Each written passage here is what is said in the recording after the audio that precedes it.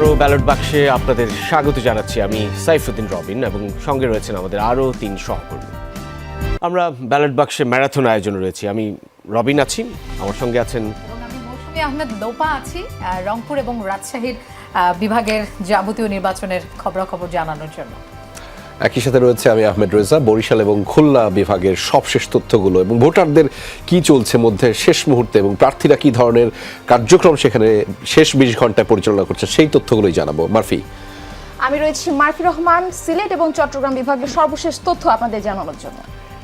আমরা টানা পর্দায় আছি আপনাদেরকে ভোটের শেষ মুহূর্তের খবরাখবরগুলো জানানোর জন্য, যখন শেষ মুহূর্তে আসলে প্রার্থীরা ব্যস্ত প্রচারণার কার্যক্রমে। মঙ্গলবার ভোর 7টা পর্যন্ত সেই প্রচারণার সময়, আর মাত্র 20 ঘন্টার মতো সময় বাকি রয়েছে এই প্রচারণার। তাই তুমুল ব্যস্ততা আসলে দেশ জুড়ে সব নির্বাচনী আসনেই, 300টি সংসদীয় আসনেই প্রার্থীদের। রাজধানীর 8টি স্থানে বিএনপি চেয়ারম্যান তারেক রহমানের নির্বাচনী জনসভা আজ। দিনের প্রথম জনসভার সেই প্রস্তুতি খবরাখবর জানবো। সহকর্মী আরিফিন শাকিল যুক্ত হচ্ছেন আমাদের সঙ্গে বনানী থেকে। আরিফিন শাকিল, একটু আপনার কাছে যেতে চাই। আজকে দ্বিতীয় দিনের মতো রাজধানীর টানা দ্বিতীয় দিনের মতো প্রচারণায় তারেক রহমান আবারও দিনের শুরু থেকেই রাজপথে নামছেন। ঢাকা মহানগর দক্ষিণে মূলত প্রচারণা করার কথা আজকে 8টি সংসদীয় আসনে, কিন্তু তার মধ্যে একটি তার নিজের সংসদীয় আসন ঢাকা 17, যেখান থেকে শুরু করতে যাচ্ছেন তিনি। নিজ সংসদীয় আসনে তারেক রহমান নিজের জন্য ভোট চাইবেন, অন্যান্য আসনগুলোতে দলীয় প্রার্থীর জন্য, বিএনপি মনোনীত প্রার্থীর জন্য ভোট চাইবেন তিনি। এই জনসভাস্থল যেখানটায় আছেন আপনি, বনানী খেলার মাঠে, সেখানে নেতাকর্মীদের প্রত্যাশার জায়গাটা কি দাঁড়ালো এবং সাধারণ ভোটারদের মধ্যে কি ধরনের প্রতিক্রিয়া, যে বিএনপি চেয়ারম্যান তারেক রহমান নিজেই আসলে সেখানে প্রার্থী হয়ে দাঁড়াচ্ছেন, তার কাছ থেকে তাদের প্রত্যাশার জায়গাটা কি? তিনি যদি সংসদ সদস্য হন তাহলে সেই এলাকার উন্নয়নের জন্য কি কি পরিকল্পনা তিনি বাস্তবায়ন করতে পারেন, সেই প্রতিশ্রুতির কথা তিনি জানাবেন নিশ্চয়ই, কিন্তু ভোটারদের প্রত্যাশার জায়গাটা কতটা? পরিষ্কার তারেক রহমান যদি নির্বাচিত হন, তিনি কি করবেন তা তিনি জানিয়েছেন। তারপরও ভোটারদের মধ্যে এক ধরনের প্রত্যাশা, এইখানকার এই আসনটিতে একেবারেই 2 শ্রেণী মানুষ থাকেন, একেবারে উচ্চবিত্ত, একেবারে নিম্নবিত্ত। এই উচ্চ এবং নিম্নবিত্ত মাঝে যে বৈষম্য, সেই বৈষম্য রোধ করার জন্য তারেক রহমান চেষ্টা করবেন। তারেক রহমান তিনি পরিকল্পনার কথা জানিয়েছেন, সেগুলো বাস্তবায়ন করবেন। এখানকার ভোটারদের যেমন প্রত্যাশা, নেতা কর্মীদের একই রকম প্রত্যাশা। এবং তারেক রহমান এর আগে তিনি করাইল বস্তিতে একটি জনসভা করেছিলেন তিনি ভাষণ থেকে। সেখানে তিনি স্পষ্ট বলেছেন তিনি বৈষম্য দূর করতে চান। সমাজের যে বৈষম্য, সেই বৈষম্য দূর করে একেবারে শ্রেণীবিভেদ ভুলে সেখানে একটি সহ অবস্থান যেমন থাকবে, নিরাপত্তা যেমন থাকবে, তেমনি মানুষের খাদ্য, বস্ত্র এবং সেই সঙ্গে মানুষের যাবতিক যেই প্রয়োজনীয়তা, সেটি যেন একেবারে পরিপূর্ণ থাকে, একেবারে যেন সেগুলো ভারসাম্যপূর্ণ থাকে।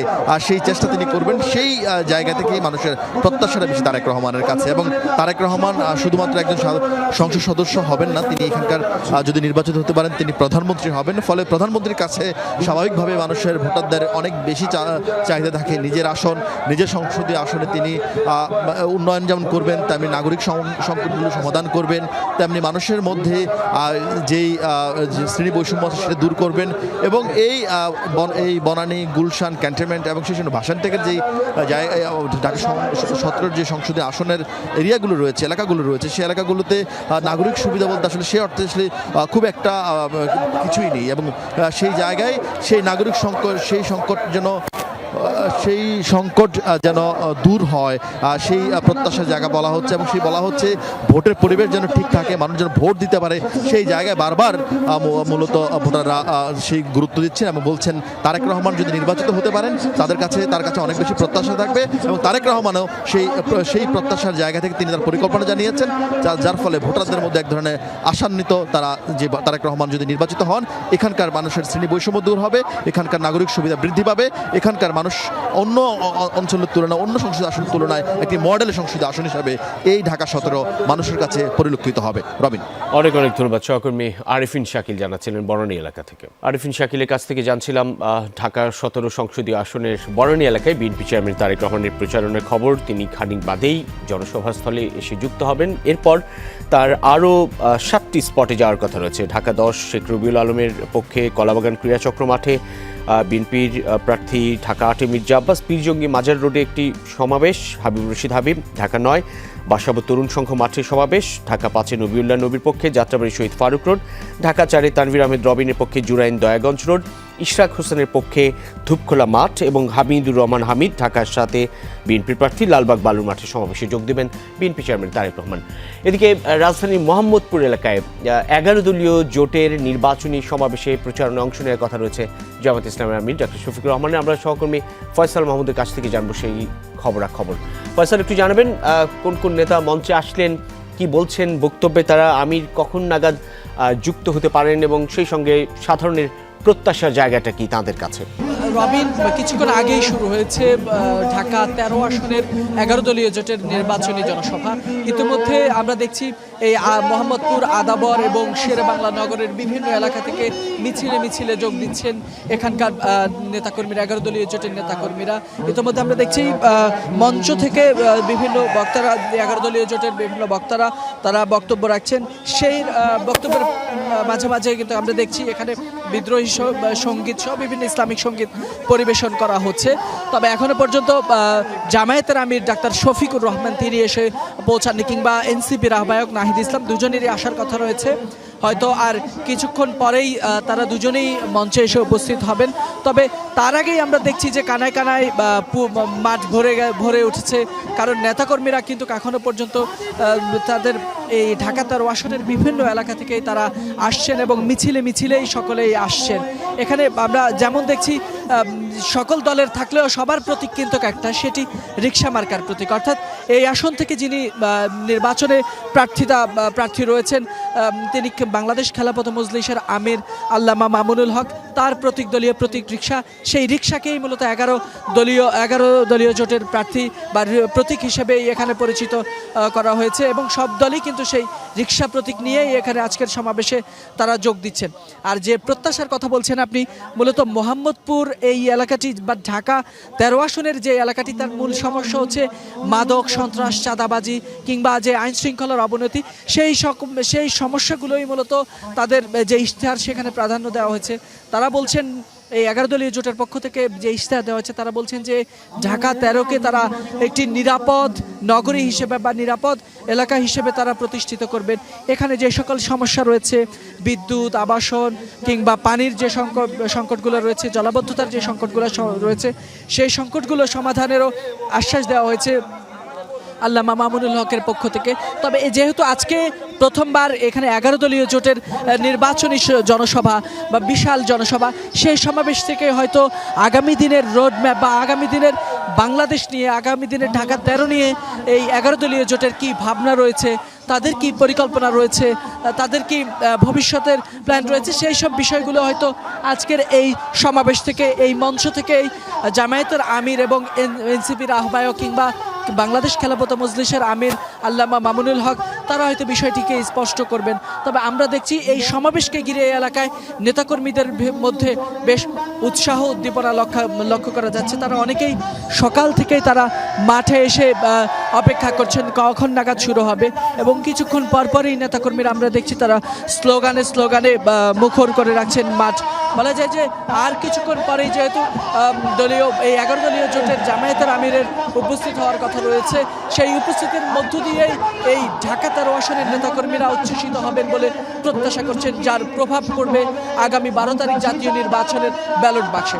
এর পাশাপাশি জামায়াতের আমির আজকে এই প্রোগ্রাম শেষ করেই তিনি রওনা হবেন তার যে ঢাকা ১৫ আসন নির্বাচনী আসন, সেখানে একটি বিকেলের দিকে গণমিছিল করার কথা রয়েছে। তারপরই জামায়াতের আমির ঢাকার দোহারে একটি জনসভায় যোগ দেবেন এবং সেই জনসভার মধ্য দিয়ে তার আজকের দিনের কর্মসূচি শেষ করবে। অনেক ধন্যবাদ সহকর্মী ফয়সাল মাহমুদ যেমনটি জানাচ্ছিলেন ঢাকা ১৫ যে আসন থেকে জামায়াতের আমির ডক্টর শফিকুর রহমান নিজেই প্রতিনিধিত্ব করছেন, বিকেলে সেখানে গণসংযোগে যোগ দেবেন তিনি। প্রার্থী হলেও নির্বাচনের ব্যয় নির্বাহে অপারগতা জানিয়ে ঢাকা ১৮ আসনে প্রতিদ্বন্দ্বিতা না করার ঘোষণা দিয়েছেন নাগরিক ঐক্যের সভাপতি মাহমুদুর রহমান মান্না। নিজের ভেরিফাইড ফেসবুক পেজে এক পোস্টে নির্বাচন থেকে সরে দাঁড়ানোর ঘোষণা দেন তিনি। তবে প্রতিদ্বন্দ্বিতা করবেন বগুড়া ২ আসন থেকে।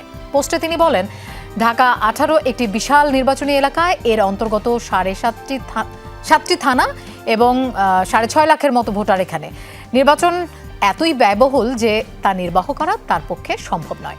এজন্য ঢাকা 18 এর নির্বাচনী প্রতিদ্বন্দ্বিতায় নিজেকে না রাখার সিদ্ধান্ত নিয়েছেন তিনি।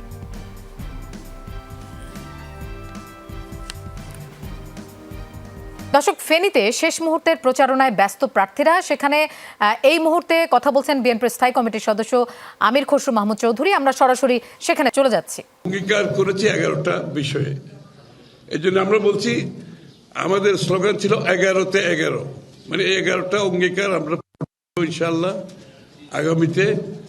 আমি অঙ্গীকারগুলো একটা একটা করে পরিশোধ হচ্ছে, আপনাদেরকে লিফলেট দেওয়া আছে ইতিমধ্যে, সহজ হবে এটা। আমি খুব তাড়াতাড়ি একটু বলে ফেলছি কারণ বেশি ডিটেলসে না গিয়ে। প্রথম অঙ্গীকার হচ্ছে আধুনিক জনবান্ধব চিকিৎসা ব্যবস্থা। ওই 11 আসনে কিন্তু একটা বিশাল এলাকা আছে যেখানে কোনো হসপিটাল নাই, চিকিৎসা ব্যবস্থা নাই।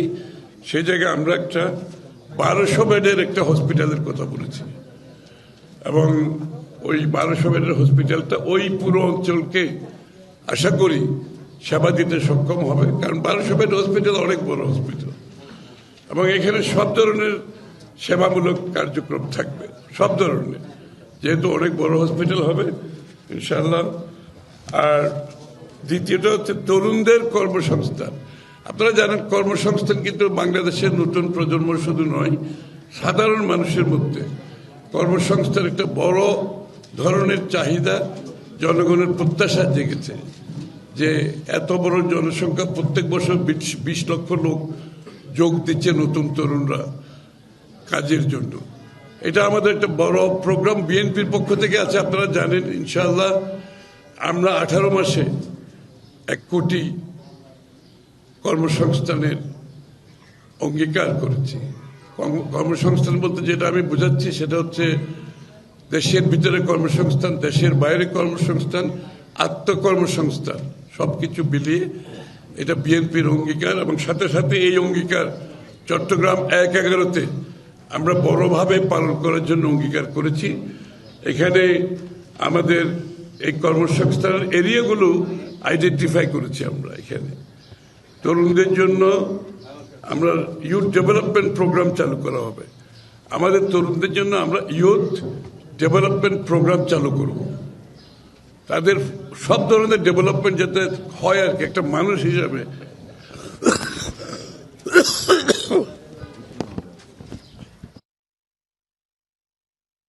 দর্শক, বিএনপির স্থায়ী কমিটির সদস্য আমির খসরু মাহমুদ চৌধুরী তার নির্বাচনী ইস্তেহার নিয়ে জানাচ্ছিলেন।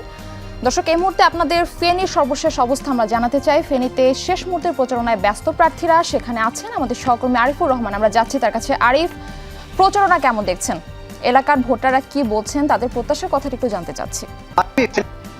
সংসদীয় আসন রয়েছে, সে 3টি সংসদীয় আসনের মধ্যে ফেনীর 2 আসনটি হচ্ছে আসন, কারণ এখানে রয়েছে জেলা হেডকোয়ার্টার। এখান থেকে হচ্ছে যে 11 জন প্রার্থী প্রতিদ্বন্দ্বিতা করছেন। এর মধ্যে মূল লড়াই যেটি হবে বিএনপি এবং এবি পার্টির সাথে। বিএনপির যিনি প্রার্থী জয়নাল আবেদিন, ভিপি জয়নাল, তিনি এর আগে 3 বার সংসদ সদস্য ছিলেন। অন্যদিকে জামাত সমর্থিত জোট প্যানেলের প্রার্থী মুজিবুর রহমান মঞ্জু, তিনি এবি পার্টির চেয়ারম্যান, তিনি এখানে লড়ছেন। তবে এই মূল লড়াই হবে 2 জনের মধ্যে।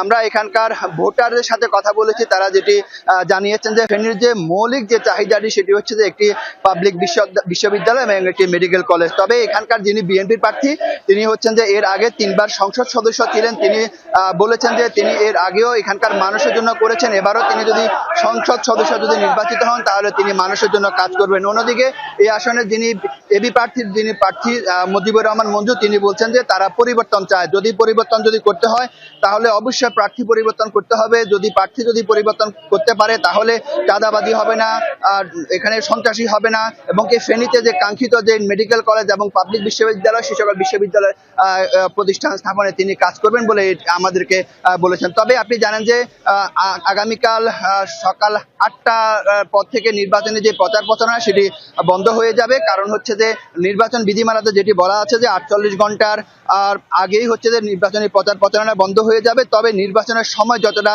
ঘনিয়ে আসছে ততটাই হচ্ছে যে নির্বাচনের মাঠ কিন্তু সরগরম হয়ে উঠেছে। আমরা যদি ফেনী 1 আসনের কথা যদি বলি, ফেনী 1 আসনে বিএনপির প্রার্থী যিনি রফিকুল আলম মজনু, তিনি আজকে ছাগলনাইয়াতে একটি নির্বাচনী জনসভা করবেন। অন্যদিকে হচ্ছে যে ফেনী 2 আসনের যে এবি পার্টির যিনি প্রার্থী, তিনিও আজ বিকেল 4:30টায় ফেনীর মিজান ময়দানে একটি নির্বাচনী গণমিছিল বের করবেন। অন্যদিকে হচ্ছে যে ফেনী 3 আসনে যিনি বিএনপির ভাইস চেয়ারম্যান আব্দুল আওয়াল মিন্টু, তিনিও আজকে সোনাগাজীতে একটি নির্বাচনী জনসভা করবেন। অন্যদিকে হচ্ছে যে তার যে প্রতিদ্বন্দ্বী প্রার্থী জামাতের প্রার্থী যিনি ফখরুদ্দিন মানিক, তিনি দাগনভূঞাতে একটি নির্বাচনী গণসংযোগ করবেন। তো মারফি, এই ছিল আমার কাছে ফেনী নির্বাচনের সর্বশেষ। তবে আমি আপনাকে আরেকটি তথ্য দিয়ে রাখি, সেটি হচ্ছে যে ফেনী 2 আসনে মোট ভোটার হচ্ছে 4,37,078 জন ভোটার। এই ভোটাররা আসলে অপেক্ষা করছে 12 ফেব্রুয়ারি পর্যন্ত তারা তাদের সেদিন ভোট প্রয়োগ করবেন। মারফি, একদমই তাই, নির্বাচনের কিন্তু আর বেশি দিন বাকি নেই। ধন্যবাদ আমাদের সঙ্গে যুক্ত হওয়ার জন্য। দর্শক, এই মুহূর্তে যেতে চাই বরিশাল বিভাগে, এবং বরিশাল বিভাগের তথ্যগুলো আগেই জানিয়েছিলাম। মূলত এখানে 6টি জেলা রয়েছে, 21টি আসন, এবং বরিশাল বিভাগ অর্থাৎ বরিশাল যে সদর আসন রয়েছে সেখানে মূলত 6টি, বরিশাল জেলায় মূলত 6টি আসন রয়েছে, এবং সেখানে বরিশাল 5 থেকে এই মুহূর্তে আমাদের সহকর্মী যুক্ত রয়েছেন, সহকর্মী কাউসার হোসেন। যেখানে মোট ভোটার রয়েছে 4,94,544 জন, যার মধ্যে নারী রয়েছেন 2,46,090 জন, এবং মহিলা বা নারী ভোটার রয়েছেন 2,48,445 জন। এবং আরেকটি তথ্য জানিয়ে রাখি, এখানে মোট 6 জন সংসদ সদস্য প্রার্থিতা লড়ছেন নিজেদের মধ্যে, এবং সেখানকার ভোটারদের সবশেষ তথ্য এবং প্রার্থীদের প্রচারণা সম্পর্কে জানাতে সহকর্মী কাউসার হোসেন ইতিমধ্যে আমাদের সাথে যুক্ত রয়েছেন, এবং তার মাধ্যমে সেখানকার সবশেষ অর্থাৎ শেষ 20 ঘন্টার যে প্রচারণার যে অবস্থা সেটি জানাবেন। কাউসার, নিশ্চয়ই আপনি শুনতে পাচ্ছেন, আপনার মাধ্যমে জানতে চাই যে শেষ 20 ঘন্টার যে প্রচারণার সার্বিক পরিস্থিতি আপনি দেখছেন, ভোটারদের প্রতিক্রিয়া এবং প্রার্থীদের প্রতিশ্রুতি কি চলছে মূলত শেষ মুহূর্তে? এটা একেবারেই শেষ সময়ের প্রচারণা, এবং যারা বিভিন্ন দল থেকে এবার নির্বাচনে অংশ নিয়েছেন বা স্বতন্ত্র প্রার্থী রয়েছেন, তারা কিন্তু একেবারে শেষ সময় এসে তাদের যে সাংগঠনিক যে শক্তি সেটি প্রদর্শনের চেষ্টা করছেন। আমি এই মুহূর্তে রয়েছি বরিশাল সদর 5 আসন। এখানে বিএনপির প্রার্থী রয়েছেন মজিবুর রহমান সরওয়ার, তিনি আগেও সংসদ সদস্য ছিলেন, এবং তার সমর্থনে বরিশালের সদর থেকে একটি মিছিল বের হওয়ার কথা রয়েছে, এবং মিছিলটি বেলা 12টায় শুরু হবে, এবং সেই মিছিলের নেতৃত্ব দিবেন 5 আসনের যিনি বিএনপির প্রার্থী রয়েছেন মজিবুর রহমান সরওয়ার। কিন্তু তিনি এখন পর্যন্ত আসেননি, তবে বিভিন্ন ওয়ার্ড, উপজেলা, ইউনিয়ন থেকে কিন্তু নেতাকর্মীরা এরই মধ্যে বরিশাল নগরীর সদর রোডে যে বিএনপির কার্যালয়টি রয়েছে সেখানে কিন্তু তারা জড়ো হতে শুরু করেছেন, এবং 12টার দিকে এই মিছিলটি শুরু হবে। এবং এই মিছিলটির মূল উদ্দেশ্য হলো যে 5 আসনে যে ভোটাররা রয়েছে তাদের দৃষ্টি আকর্ষণ করা, এবং এই মিছিলের আগে একটি সমাবেশ হবে, এবং সমাবেশ থেকে মজিবুর রহমান সরওয়ার নির্বাচিত হলে এই অঞ্চলের মানুষের জন্য কি করবেন সে ধরনের একটি দিক নির্দেশনা আসবেন। এবং আপনি জানেন যে বরিশাল জেলায় 6টি সংসদীয় আসন রয়েছে, এবং 10টি উপজেলা, 88টি ইউনিয়ন, 6টি পৌরসভা এবং একটি সিটি কর্পোরেশন এলাকা নিয়ে এই 6টি সংসদীয় আসন গঠিত, এবং 6টি সংসদীয় আসনে 36 জন প্রার্থী রয়েছে যারা ভোট চাচ্ছেন 22 তারিখ থেকে। 36 জন প্রার্থীর মধ্যে বেশ কয়েকজন হেভিওয়েট প্রার্থী রয়েছে, এবং যদি ভোটের পরিসংখ্যানটা বলি, বরিশাল জেলায় 22,88,978 জন ভোটার রয়েছে। তবে ভোট কেন্দ্রে গিয়ে ভোট দিতে পারবেন 22,55,601 জন ভোটার, কারণ 29,377 জন ভোটার তারা পোস্টাল ভোট দেওয়ার জন্য রেজিস্ট্রেশন করেছিলেন। এবং বরিশাল জেলায় কেন্দ্র রয়েছে 833টি, এর মধ্যে 491টি কেন্দ্র ঝুঁকিপূর্ণ বা অতি গুরুত্বপূর্ণ বা গুরুত্বপূর্ণ হিসেবে আইন শৃঙ্খলা রক্ষাকারী বাহিনীর পক্ষ থেকে চিহ্নিত করা হয়েছে, যা মোট ভোট কেন্দ্রের 59%। এবং আইন শৃঙ্খলা বাহিনীর পক্ষ থেকে জানানো হয়েছে কিছুদিন আগে স্বরাষ্ট্র উপদেষ্টা বরিশাল সফর করে গেছেন, এবং তিনি কিন্তু তার সফর শেষে জানিয়েছিলেন যে ভোট কেন্দ্রগুলো যাতে নিশ্চিদ্র নিরাপত্তা ব্যবস্থার এই অঞ্চলের যে ভোটাররা রয়েছে 22 লাখ ভোটার যাতে ভোট কেন্দ্রে গিয়ে তাদের ভোটাধিকার প্রয়োগ করতে পারেন সে ব্যাপারে আসলে সকল ধরনের প্রস্তুতি নেওয়া হয়েছে। এবং বরিশাল বিভাগীয় রেঞ্জ ডিআইজি, পুলিশ কমিশনার থেকে শুরু করে যারা আইন শৃঙ্খলার দায়িত্বে রয়েছেন তারা জানিয়েছেন যে প্রতিটি কেন্দ্রেই কিন্তু পোশাকধারী পুলিশ সদস্যরা থাকবেন, আনসার সদস্যরা থাকবেন, পাশাপাশি স্ট্রাইকিং ফোর্স হিসাবে আসলে সাদা পোশাকের সদস্যরা থাকবেন। অর্থাৎ 12 তারিখের নির্বাচন সুষ্ঠু এবং সুন্দর করার জন্য আইন শৃঙ্খলা বাহিনীর পক্ষ থেকে যা যা পদক্ষেপ নেওয়ার কথা সেটি সবকিছুই নেওয়া হয়েছে। রেজা, সেই খবরের বিস্তারিত আপনার মাধ্যমে জানছিলাম। ধন্যবাদ কাউসার। নির্বাচন নিয়ে আমরা একজন বিশেষজ্ঞের সঙ্গে কথা বলবো। আসলে এই মুহূর্তে ব্যালট বাক্সের এই আয়োজনে আপনারা দেখছেন 8 বিভাগের খবরাখবর আমরা জানাচ্ছি। আসলে আমরা নির্বাচনেরই আদ্যপান্ত জানানোর চেষ্টা করছি। আমরা আলাপ করব নির্বাচন কমিশনের সাবেক অতিরিক্ত সচিব জেসমিন টুলির সঙ্গে। তিনি আমাদের সঙ্গে যুক্ত হচ্ছেন। আপনি নিশ্চয়ই শুনতে পাচ্ছেন জেসমিন টুলি আমাকে। আপনার কাছে প্রথমেই ধন্যবাদ জানিয়ে শুরু করতে চাই, এই অর্থে যে আজকের দিনে আপনি আমাদেরকে সময় দিয়েছেন। গতকাল নির্বাচন কমিশন থেকে মোবাইল ফোন ব্যবহার করা না করা নিয়ে এক ধরনের নির্দেশনা দেওয়া হয়েছে। মোবাইল ফোন ব্যবহার করতে পারবেন না, এমনকি সাংবাদিকরাও ব্যবহার করতে পারবেন না। সেটি নিয়ে সাংবাদিকদের তরফ থেকে, অর্থাৎ দায়িত্বশীল সাংবাদিক যারা রয়েছেন, কর্মরত সাংবাদিক, ইসিতে যারা কাজ করেন, তারাও পর্যন্ত প্রত্যেকে এক ধরনের প্রতিক্রিয়াও জানিয়েছে। এই সিদ্ধান্তকে আপনি আসলে কিভাবে মূল্যায়ন করছেন? আপনি দীর্ঘদিন নির্বাচন কমিশনে কাজ করেছেন। আপনাকে অনেক ধন্যবাদ। অনেক সময় নির্বাচন কমিশন যেটা করে যে কোনো ধরনের নাশকতা কোনো করার জন্য মোবাইল ফোনে ব্যবহারটাকে সীমিত করে আনে, কিন্তু বর্তমান যুগে মোবাইল মানে প্রত্যেকের হাতে কিন্তু একটা ক্যামেরা। কোনো অনিয়মকে তুলে ধরার জন্য এটা কিন্তু পরবর্তীতে একটা নির্বাচনের কেমন হলো তারও সাক্ষ্য দেয়। আমার কাছে মনে হয় ইলেকশন কমিশন যদি বলতো যে ভোটাররা, সাধারণ ভোটাররা ভোট কেন্দ্রে মোবাইল নিয়ে যাবেন না, কিন্তু যারা দায়িত্ব পালন করবে, সাংবাদিক, তারপর পর্যবেক্ষক, তাদের হাতে তো মোবাইল বা তাদের কাছে এই ধরনের ইউনিটগুলো থাকবে, ডিভাইসগুলো থাকবে, কারণ তারা সংবাদ সংগ্রহ করতে ওখানে যাচ্ছে এবং পর্যবেক্ষক পুরো নির্বাচনটাকে পর্যবেক্ষণ করার জন্য তার প্রমাণাদি হিসাবে এটা দরকার। এবং সাংবাদিক তো তাৎক্ষণিকভাবে সংবাদটা যদি কমিশনের না জানে, মনে করেন কোনো ভোট কেন্দ্রে সাংঘাতিকভাবে বিশৃঙ্খলা হচ্ছে, অনিয়ম হচ্ছে, যদি একজন সাংবাদিকের কাছে মোবাইলের মতন একটা ছোট্ট একটা ডিভাইস হাতেই থাকে, তাহলে সে তাৎক্ষণিকভাবে তো কমিউনিকেট করতে পারবে। ইভেন কমিশনের জন্যও এটা সুবিধা হবে। হ্যাঁ, কিন্তু এমন কারোর হাতে মোবাইল থাকা উচিত না যে নাশকতার সাথে জড়িয়ে থাকবে এই মোবাইল ব্যবহার করে। সেজন্য পুরো নেটওয়ার্ক, আগে তো অনেক আগে 96-এর ওই সময় কিন্তু নেটওয়ার্কটা বন্ধ রাখার জন্য ইলেকশন কমিশন নির্দেশনা মাঝে মধ্যে দিত বাই ইলেকশন গুলোতে, কিন্তু আজকের যুগে কিন্তু এটা না। এখন মানুষ প্রযুক্তি নির্ভর হয়ে গেছে। সেজন্য আমার কাছে মনে হয় সাধারণ ভোটারদের ইলেকশন কমিশন বলতে পারে তোমরা ভোট কেন্দ্রের ভিতরে মোবাইল নিয়ে ঢুকো না, কিন্তু জার্নালিস্ট ও পর্যবেক্ষক প্লাস আদার যারা কর্মরত আছে তাদের কাছে অবশ্যই মোবাইল থাকাটা প্রয়োজন বলে আমি মনে করি। আমরা ধরুন মাঠ পর্যায়ে কাজ করার অভিজ্ঞতা থেকে একটা ঘটনা ঘটলো, সেই ঘটনার খবরটা আমাদের অফিসে কিংবা নির্বাচন কমিশনের দায়িত্বশীল জায়গায় কিংবা সাধারণের কাছে কিংবা যাদের দায়িত্ব পালনকারী প্রতিষ্ঠানগুলো তাদের কাছে মেসেজটা পৌঁছানোর জন্যই আসলে মোবাইল ফোন সংযোগটা প্রয়োজন। সেই জায়গাটায় এগুলো আসলে কাজের পরিবেশ বা পরিধিকে খানিকটা সংকুচিতও করে ফেলে। সেটা বা এই ধরনের আয়োজনকে খানিকটা বিতর্কেরও সূচনা করে কিনা, মানে এই ধরনের জিনিস এড়ানোর সুযোগ আছে কিনা, আপনার কি মনে হচ্ছে? আসলে বর্তমান যুগে মোবাইল সাংবাদিক এবং পর্যবেক্ষকরা যদি বলে যে ব্যবহার করা যাবে না, এটা অবশ্যই নির্বাচনে পরবর্তীতে নির্বাচনের মানে কেন পারবেন না, কারণ তারা তো নাশকতা বা অন্য কোনো কাজে জড়িত না। তারা আপনি যেটা বললেন যে সংবাদ আদান প্রদান করার জন্য প্রয়োজন। ইভেন ইলেকশন কমিশন ভোট কেন্দ্রের সার্বিক অবস্থাটা কেমন এটাও তো কমিশন বা তাদের যেসব অথরিটি যাদের নিয়োগ করে পর্যবেক্ষক সংস্থা বা সংবাদপত্র তাদের তো জানার তাৎক্ষণিকভাবে জানা প্রয়োজন, এবং মোবাইলে একমাত্র মাধ্যম যেটা তাৎক্ষণিকভাবে জানানো সম্ভব হয়। অতএব আমার কাছে মনে হয় ইলেকশন কমিশন যদি এই ধরনের সীমিত করে দেয় ব্যবহারকে অনেক বেশি, তাহলে এটা খুব একটা ইলেকশনের জন্য ভালো মেসেজ দিবে না, বরং এতে আর গুজব ছড়াবে, বিভিন্ন ধরনের গুজব ছড়ানোর সম্ভাবনা তখন থেকে যাবে এবং এই গুজব নিশ্চয়ই নির্বাচনের পরিবেশকে বাধাগ্রস্ত করতে পারে। আপনার কি মনে হচ্ছে একেবারে শেষ মুহূর্তের প্রচারণা এখন পর্যন্ত আপনি কতটা সন্তুষ্ট নির্বাচনের পরিবেশ নিয়ে, কতটা সম্ভাবনা দেখছেন সুষ্ঠু একটি নির্বাচন আয়োজনে?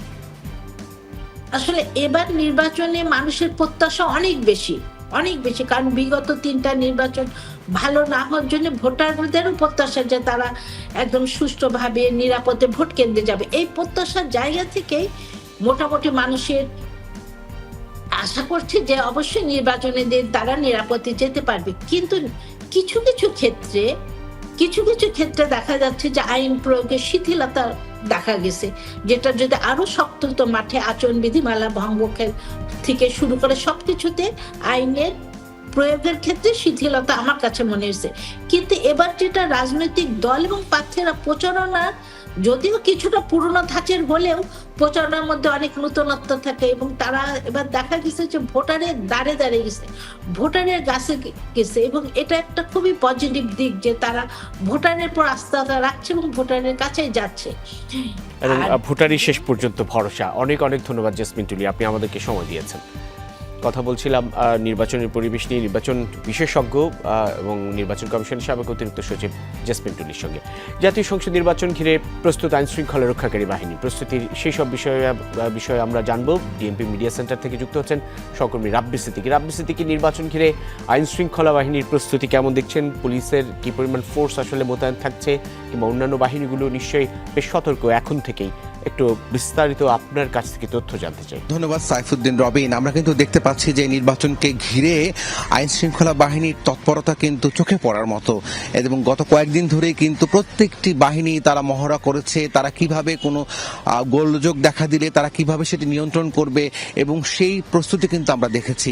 এখন গতকাল থেকে আনুষ্ঠানিকভাবে তারা এই ভোটের কাজটি শুরু করেছে, এবং সেই ভোটের কাজটি শুরু করার জন্য আমরা যদি বলি প্রায় 9 লাখেরও বেশি আইন শৃঙ্খলা বাহিনীর সদস্য এই নির্বাচনে দায়িত্ব পালন করবেন। আমরা কিছুক্ষণ আগে দেখেছি আনসারের বিপুল পরিমাণ সদস্যের সমাবেশ, সেই সাথে আমরা কদিন আগেও দেখেছি সেনাবাহিনীর 1 লাখেরও বেশি সদস্যের সমাবেশ হয়েছে শুধু ঢাকাকে নিরাপদ করার জন্য। ঢাকা ক্যাম্পের সেনাবাহিনীরা তারা কিভাবে দায়িত্ব পালন করবে এই নির্বাচনে। এছাড়া আমরা আরেকটু যদি বলতে চাই যে আজকে কিছুক্ষণ পরে ডিএমপির পক্ষ থেকে একটি আনুষ্ঠানিক নির্বাচনী প্রস্তুতি, তারা কিভাবে এই নগরের যে ভোট কেন্দ্র আছে কয়েক হাজার, সেই ভোট কেন্দ্রগুলোকে তারা কিভাবে নিরাপদ করবে সেজন্য তারা এরই মধ্যেই তারা প্রস্তুতি শেষ করেছে। আজকে তারা বলবে যে তারা আসলে কিভাবে কেন্দ্রগুলোর দায়িত্ব পালন করবে, তার একটা দিক নির্দেশনামূলক বক্তব্য তারা রাখবেন। একটু যদি বলি যে কত সংখ্যক সদস্য এই নির্বাচনে দায়িত্ব পালন করছে সেই সংখ্যাটা যদি বলি, আমি এর আগে বলেছি যে মহানগরীর প্রায় 2131টি ভোট কেন্দ্রের মধ্যে 1614টি ভোট কেন্দ্র কিন্তু অধিক গুরুত্বপূর্ণ।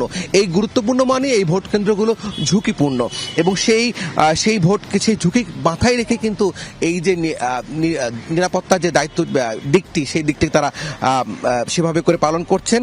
আর এই নির্বাচনে এখন পর্যন্ত আমাদেরকে যে তথ্য আছে সেটি হচ্ছে পুলিশের প্রায় 1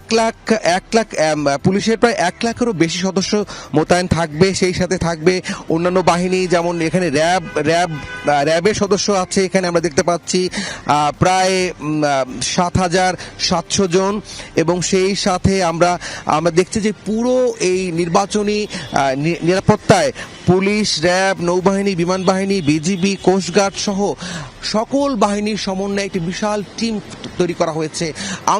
আমরা যে তথ্যটি তাদের কাছ থেকে জানার চেষ্টা করেছি, বারবার জানার চেষ্টা করেছি, যদি একটা কেন্দ্রে কোনো ধরনের অপ্রীতিকর ঘটনা ঘটে সেক্ষেত্রে তাৎক্ষণিক কি ব্যবস্থা নেওয়া হবে।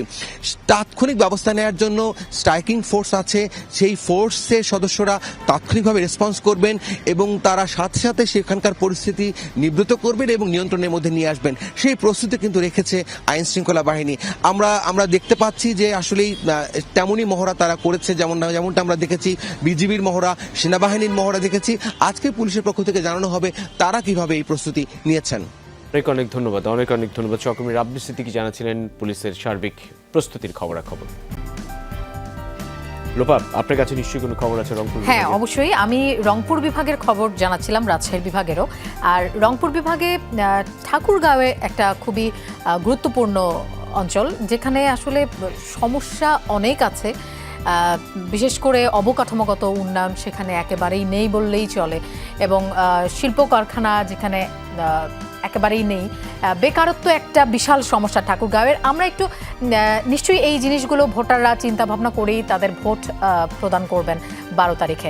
আমরা একটু নির্বাচনী প্রচারণার খবর এবং অন্যান্য খবরও জানবো। ঠাকুরগাঁও থেকে আমাদের সাথে এই মুহূর্তে যোগ দিচ্ছেন সহকর্মী আলমগীর স্বপন। কেমন দেখছেন ঠাকুরগাঁওয়ে নির্বাচনী প্রচার, গণসংযোগ, ভোটাররা কি বলছেন, তাদের সমস্যাগুলো নিশ্চয়ই চিন্তা ভাবনা করছেন, আপনি মাঠ পর্যায়ে আছেন। প্রার্থীরা কি ধরনের প্রতিশ্রুতি দিচ্ছেন? লোপা যেটি হলো, আমি আজকে উত্তরবঙ্গের ঠাকুরগাঁয়ে, এখানে কিন্তু একটা শীত শীত ভাব আছে। সকালে কনকনে শীত ছিল, কিন্তু এখন একটু কমেছে শীতের প্রভাব। তো আমি এই মুহূর্তে আছি এখানকার যে কোর্ট চত্বর। আপনি জানেন ঠাকুরগাঁ সদর এই আসনটি কিন্তু জাতীয়ভাবে আলোচিত। এখানে প্রতিদ্বন্দ্বিতা করছেন বিএনপির মহাসচিব মির্জা ফখরুল ইসলাম আলমগীর, এবং তার প্রতিদ্বন্দ্বী যিনি আছেন তিনি জামায়াতের দেলোয়ার হোসেন। তিনিও ঢাকা যে দক্ষিণ উত্তর যে জামায়াত ইসলামী সেখানকার নেতা। তো এখানে তিনি নির্বাচন করছেন। তো আমার পিছনে দেখতে পাচ্ছেন যে এখানে বিশেষ করে উকিলরা, এখানে বটতলা আছে, সেখানে তারা তাদের প্র্যাকটিস করছেন তাদের ক্লায়েন্টদের সাথে। আমরা তাদের কাছ থেকেই আসলে জানতে চাই যে আজকে নির্বাচনের প্রচারণার শেষ দিন, তো এখানে আপনাদের প্রত্যাশা কি এই নির্বাচনে? না, দীর্ঘদিন পরে একটা সুষ্ঠু নির্বাচনের প্রত্যাশা আমাদের। ভালো নির্বাচন হোক, মানুষ একেবারেই খুব উৎসব মুখর একটা পরিবেশে ভোট দিক, এটাই প্রত্যাশা আর কি। আপনি তো এখানকার ভোটার, তো আপনাদের প্রত্যাশা কি? মানে এই এলাকা তো এমনি পিছিয়ে পড়া অঞ্চল, তো সেই জায়গায় আপনারা কি চান এই এলাকায়? আমরা আমাদের এলাকায় উন্নয়ন চাই। আমাদের ঠাকুরগাঁওবাসী আমরা তো পিছিয়ে পড়ে আছি, আমরা উন্নয়ন চাচ্ছি, যেই সরকারই আসুক না কেন। এখানে সুগার মিলও আছে, এখানে সুগার মিলের সেই সুগার মিল অনেকটা ক্ষয়িষ্ণু। তো এখানে আমরা কিছু নারী ভোটার দেখছি, তাদের সাথে একটু কথা বলি। আপনি কেমন আছেন? আলহামদুলিল্লাহ ভালো আছি। কি অবস্থা এখানে, ভোটের অবস্থা কি? ভালো। ভালো বলতে কি, মানে কোনো শঙ্কা নাই বা মানুষ কি ভোট দিতে মুক্তি আছে কি না? আছে। ঠাকুরগাঁ আমরা চাচ্ছি যে ঠাকুরগাঁ জেলাটা উন্নয়ন হোক। মা বোনদেরা অনেক লেখাপড়া করে ঘুরে বেড়াচ্ছে, তারা ভালো প্রতিষ্ঠানে একটা চাকরি করুক, সবার যেন ভালো হয়, এরকম উন্নয়ন চাচ্ছি। অনেক দিন পর তো ভোট হচ্ছে, মানে যেটা বলে প্রতিযোগিতামূলক ভোট হচ্ছে, তো মানুষ ভোট দিতে যাবে, এর কি মনে হয়? ভোট দিতে যাবে যদি সুষ্ঠু ভোট দিতে পারে। ভোটের কেন্দ্রে যদি গ্যাঞ্জাম কাইচাল হুরাঙ্গাম যদি না হয়, সবাই চাচ্ছে যে সুষ্ঠু নির্বাচন হোক, ভালোভাবেই হোক। আমরা একটু এখানে একজন তরুণ আছেন, আপনি কি এবার প্রথম ভোট দিচ্ছেন? না, আমি এর আগেও ভোট দিচ্ছি। ভোট দিয়েছেন? হ্যাঁ, ভোট দিয়েছি। এবার কি বুঝতে পারছেন? এর আগে তো ভোটের কাস্টিং আমরা খুব কম দেখেছি যে নির্বাচনগুলো হয়েছে। আপনি যে প্রথম ভোট কবে দিয়েছেন? প্রথম ভোট আমি এর আগে যখন ভোটটা ছিল 24 সালে ভোটটা আমি দিয়েছিলাম, প্রথম ভোট। হ্যাঁ, কম ছিল। এবার মনে হচ্ছে মানে ভোটটা অনেক আমেজের, অনেকে ভোটার দেওয়ার জন্য আগ্রহী, এবং সবাই আনন্দ সহকারে ভোট দিবে।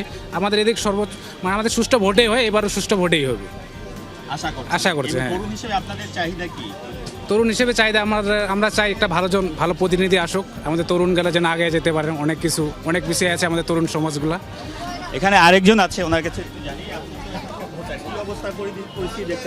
আসলে কি বিষয়টা হচ্ছে, গতবার যে নির্বাচনটা সেই নির্বাচনের মতো নির্বাচন হলে বাংলাদেশের নির্বাচনের প্রয়োজনই নেই। বর্তমান প্রেক্ষাপট যেটা দেখা যাচ্ছে, সবাই যেন ভালোভাবে থাকতে পারে, মিশতে পারে, সবার সাথে চলাফেরা করতে পারে, আর পূর্বের মতো যেন মানে সংস্কৃতি দুষ্কৃতির মতো না তৈরি হয়। সব মিলে এখানে ভোটারদের প্রত্যাশা শুনলেন আপনার। এটা পিছিয়ে পড়া জনপদ, এখানে শিল্প এখানে ছিল, বিশেষ করে চিনি শিল্প। তো এখানে বিএনপির চেয়ারম্যান তারেক রহমান এসেছিলেন গত শনিবার, তিনি এখানে নানা প্রতিশ্রুতি দিয়ে গেছেন। জামাতের আমিরও এই ঠাকুরগাঁয়ে এসেছিলেন, তিনিও নানা প্রতিশ্রুতি দিয়ে গেছেন। তো এখানকার ভোটাররা আশা করছেন যে তারা যে প্রতিশ্রুতি দিয়েছেন এই ঠাকুরগাঁর পিছিয়ে পড়া এই জেলার উন্নয়নে, তারা নির্বাচিত হয়ে বাস্তবায়ন করবেন। নিশ্চয়ই। এবং একজন তরুণও বলছিলেন, এবার তো আসলে ভোট ব্যাংকের একটা বিশাল অংশ তরুণ, প্রথমবার ভোট দেবেন এমন অনেকে আছেন, এবং তারা ভোট দিতে পারছেন, এটাও তারা অনেকবার করে উল্লেখ করছেন। বিশেষ করে রবিন, আমি রেজার ইয়াং ফ্যাক্টর দেখছিলাম, তো ওখানে তরুণদের যে চাওয়া পাওয়াগুলো, তারা বারবার করেই যেটা বলছিলেন যে এবার তারা ভোট দিতে পারছেন, এই ব্যাপারটাকে উল্লেখ করেছে। তিনটা নির্বাচন নিয়ে প্রশ্ন আসলে, একটা জেনারেশনের পরিবর্তন, মানে সেই জেনারেশন প্রথমবারের মতো ভোট পাওয়ার সুযোগ হওয়া, ভোট দেওয়ার সুযোগ হয়, এটা একটা বড় ধরনের আসলে ইতিবাচক পরিবর্তন, যেমন একটা চ্যালেঞ্জ যেমন প্রার্থীদের জন্য, ঠিক তেমনি সম্ভাবনার নতুন সময় এসেছে। নিশ্চয়ই তারা ভেবেচিন্তেই তাদের ভোটটা প্রদান করবেন। রংপুর এবং রাজশাহী বিভাগের তথ্য আপনাদের দিচ্ছিলাম। এবার যেতে চাই পাবনায়, সেখানে আছেন আমাদের সহকর্মী কলিট তালুকদার। কলিট, সার্বিক নির্বাচনী পরিবেশ কেমন দেখছেন পাবনায়, ভোটাররা কি বলছেন? আসলে দিন যতই ঘনিয়ে আসছে, নির্বাচনের উত্তাপ কিন্তু ছড়াচ্ছে নির্বাচনের মাঠে। পোস্টারে ছেয়ে গেছে পাবনার 5টি আসনের নির্বাচনী মাঠ। আসলে এই নির্বাচন যত ঘনিয়ে আসছে, উত্তাপও কিন্তু ছড়াচ্ছে। পাবনা এবং সুজানগর বিভিন্ন জায়গায় কিন্তু বেশ কিছু ছোট ছোট সহিংসতার ঘটনাও ঘটেছে। একে অপরকে দোষারোপ করেছে এই সহিংসতার জন্য। বিএনপি জামাতকে দোষারোপ করছে, জামাত বিএনপিকে দোষারোপ করছে। এই উত্তাপই কিন্তু আসলে যে পাবনা যে 5টি আসন সেই নির্বাচনী উত্তাপ কিন্তু ছড়াচ্ছে এবং প্রার্থীরা সকাল থেকে গভীর রাত অবধি সে ভোটারদের দ্বারে দ্বারে যাচ্ছেন এবং বিভিন্ন প্রতিশ্রুতি দিচ্ছেন যে নির্বাচিত হলে কি করবেন। সকল প্রার্থী কিন্তু উন্নয়নের সেই প্রতিশ্রুতি, পাবনাকে উন্নয়নের শীর্ষে নিয়ে যাওয়ার সেই প্রতিশ্রুতি দিচ্ছেন এবং ভোটাররা কিন্তু আসলে এবার নতুন যারা ভোটার রয়েছে তারা কিন্তু এবার চিন্তা করছে যে আসলে প্রতিশ্রুতি দিলেই হবে না, প্রতিশ্রুতি যে প্রার্থী রক্ষা করবে এমন প্রার্থীকে কিন্তু তারা বেছে নেবে। এবং প্রশাসনের সঙ্গে কথা হয়েছে, প্রশাসনও কিন্তু এই নির্বাচনকে অবাধ সুষ্ঠু করবার জন্য তাদের যে প্রস্তুতি সেটি কিন্তু তারা নিয়ে রেখেছে। কয়েক স্তরের নিরাপত্তা, সেনাবাহিনী, র্যাব, পুলিশ এবং সাদা পোশাকেও পুলিশধারীরা এখন থেকেই সেই নির্বাচনী এলাকা মনিটরিং করছে। সার্বিক বিষয় আসলে দেখা যাবে, এখন নির্বাচনের দিন বোঝা যাবে কতটুকু শান্তিপূর্ণ নির্বাচন অনুষ্ঠিত হচ্ছে। লোপা, নিশ্চয়ই একটা শান্তিপূর্ণ নির্বাচনের প্রত্যাশায় আমরা সবাই। কলিটা আপনাকে ধন্যবাদ আমাদের সাথে যোগ দেওয়ার জন্য। 8 বিভাগের খবর জানাচ্ছিলাম আমরা। ঢাকা, ময়মনসিংহ, বরিশাল, খুলনা, সিলেট, চট্টগ্রাম, রংপুর, রাজশাহী, এই 8টি বিভাগে এখন সাধারণ মানুষ থেকে শুরু করে যারা প্রার্থী হয়েছেন তাদের প্রত্যেকের আগ্রহ চরমে। প্রার্থীদের শেষ মুহূর্তের ব্যস্ততা, নির্বাচনী প্রচারণার সময় আজ রাত পেরিয়ে কাল ভোর 7টা পর্যন্ত বা সকাল 7টা পর্যন্ত এই সময়ের মধ্যে যত রকম করে প্রার্থীরা ভোটারদের কাছে পৌঁছতে পারেন, নিজেদের প্রতিশ্রুতির কথা তুলে ধরতে পারেন, সেই চেষ্টাই অব্যাহত রেখেছেন তারা। সেসব খবরাখবর আমরা জানাবো আমাদের এই ম্যারাথন আয়োজন ব্যালট বাক্সে। আমরা বিদায় নিচ্ছি এই ঘন্টা থেকে। পরের ঘন্টায় ব্যালট বাক্সের জন্য আমাদের যমুনার পর্দায় চোখ রাখুন। ফিরছি।